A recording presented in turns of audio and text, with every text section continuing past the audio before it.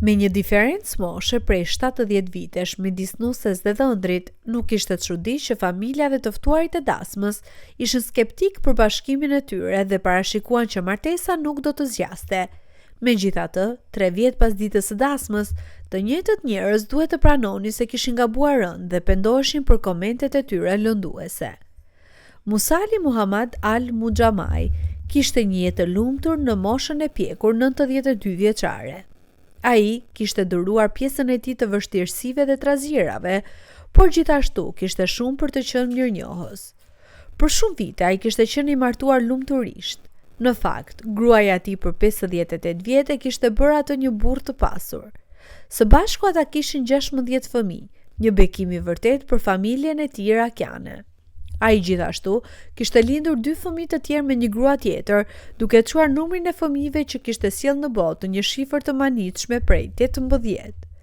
Musali ishte një fermer që kishte udhëhequr një stil jetese të thjeshtë, por ishte në gjendje të mbështeste këtë familje të madhe. Ata jetonin në fshatin Kupan, i vendosur pak në jug të qytetit qendror irakian të Samarës, dhe familja ishte lumtur dhe e kënaqur. Kur gruaja e tij vdiq në vitin 2010, ky baba dhe burr pësoi një goditje të rëndë. Jo vetëm që fëmijët e tij humbën një nënë të përkushtuar, por ai humbi shoqëruesen e shumë viteve që kishte qenë gjithmonë pranë tij. Tani, ai ishte i vetëm dhe jeta e tij u zhvesh nga çdo gëzim dhe kënaqësi.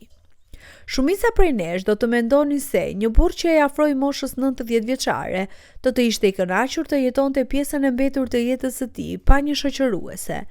Kjo nuk ishte vërtet për Musalin. Pas 3 vitesh si i ve, ai ishte gati të martohej përsëri, por nuk donte thjesht çdo grua. Ai po kërkonte gruan ideale për të mbushur boshllëkun dhe vetminë që i duhej të duronte gjatë 3 viteve të fundit. Me këtë në mendje, ai udhëzoi djemtë e tij të gjenin një grua për të. Ndërkohë, një re, Muna Muklif al-Gjiburi, po priste të gjente burrin e saj ideal. Ajo ishte gati të martohej dhe familja e saj po kërkonte me padurim përputhjen e duhur. Kur Muna pa një fotografi të Musalit, ajo intrigua menjëherë nga burri i fortë dhe me sy të mirë, por në mendjen e saj, kjo nuk ishte një përputhje e mundshme. Edhe pse gratë në Irak shpesh martohen me burra më të moshuar se ato, një diferencë moshe prej 70 vitesh ishte pak ekstreme. Megjithatë, të dy palët vendosën të linin derën hapur për këtë mundësi të pamundur. Dy familjet filluan negociatat, diçka që zgjati pak më shumë se zakonisht. Familja e Munës donte të sigurojë që ajo do të kujdesej mirë, veçanërisht pas vdekjes së burrit të saj.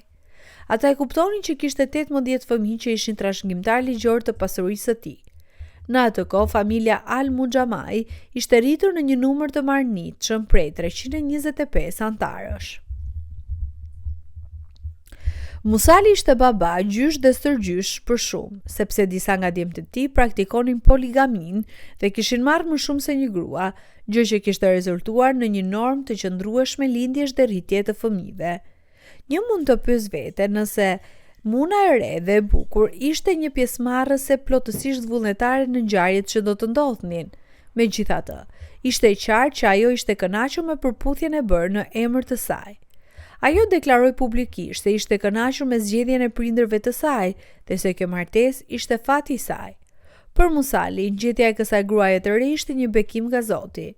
Ai do të martohej së shpejti me një grua që do të siguronte që ai ende të mund të shijonte një jetë me kënaqësi në këtë moshë të pjekur dhe do të bëjë një shoqëruese mrekullueshme për mbesat e tij femra. Dita e shumë pritur e dasmës më në fund erdhi në vitin 2013. Ceremonia ishte e përpunuar sepse, përveç çiftit kryesor, 2 nga nipërit adoleshentë të Musalit gjithashtu u bën burra në të njëjtën ceremoni dasme të trefisht. Këta djem duhet të shtynin dasmën e tyre disa herë për të finalizuar marrëveshjet e gjyshit të tyre dhe gruas së tij 22 vjeçare.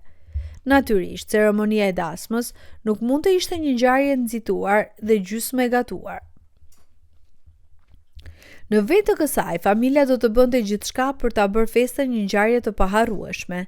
Në një ceremoni 4 orëshe të mbushur me muzikë, valle dhe ushqimin më të mirë, Musali i moshuar lidhi nyjen me nusen e tij të re, Muna. Ai ishte i jetur të ndante këtë ditë të veçantë me nipërit e tij, një ditë që e bëri atë të ndihej si një burr 20 vjeçar përsëri.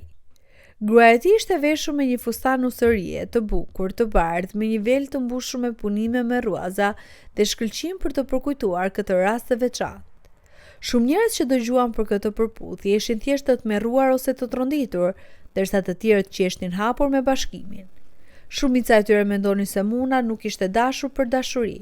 Ajo thjesht ishte e gatshme të kalonte disa vite pranë këtij burri të moshuar për të marrë një trashëgimi. Burri i saj ndoshta nuk do të jetonte gjatë dhe atëherë ajo do të ishte e siguruar financiarisht për gjithjetën. Askush nuk ishte i gatshëm të besonte se ajo ishte intriguar nga ky burr më i moshuar dhe donte të martohej me të. Të tjerë nuk besonin se Muna ishte vetëm 22 vjeç. Për shumë të huaj, ajo duke shumë e madhe, më shumë si një grua në të 40-tat, edhe pse kjo ende linte një diferencë të madhe në moshë që dukej më e përshtatshme për të tjerët. Ata nuk e kuptonin pse një grua e bukur, 22 vjeçare, do të zgjidhte të martohej me një burr që praktikisht qëndronte me njërin këmbë në varr dhe mendonin se ajo thjesht po fshinte moshën e saj të vërtetë. Por kritikat nuk ranë vetëm mbi Nusen. Pas 58 vitesh martesë me gruan e tij të parë, Musal tani po konsideronte gjithashtu një situatë martese poligame. Ai tha se do të ishte i gatshëm të martohej me një grua të dytë nëse djemtë e tij mund të gjenin një të gatshme për të hyrë në këtë bashkim. Nuk ishte kurrë qartë se çfarë mendonte Muna për këtë ide, por shumë njerëz dyshonin se ajo nuk do të ishte entuziazmuar dhe kritikonin hapur Musalin për sugjerimin e saj. Për shkak të shumë polemikave që rrethonin këtë bashkim, shumica e skeptikëve prisnin që kjo martesë të mos zgjaste shumë. Në fakt, shumica e parashikonin që Muna do të largohej vetëm pas disa muajsh, duke u përballur me burrin e saj të moshuar. A do të mbetej kjo grua e re besnike dhe përkushtuar, apo do t'i nështrojë presioneve të njerëzve të jashtëm që i thonin të largohej? Por diçka e papritur u zhvillua midis Musalit dhe Munës në vitet që pasuan, sepse në fund ajo zgjodhi të qëndronte pranë tij.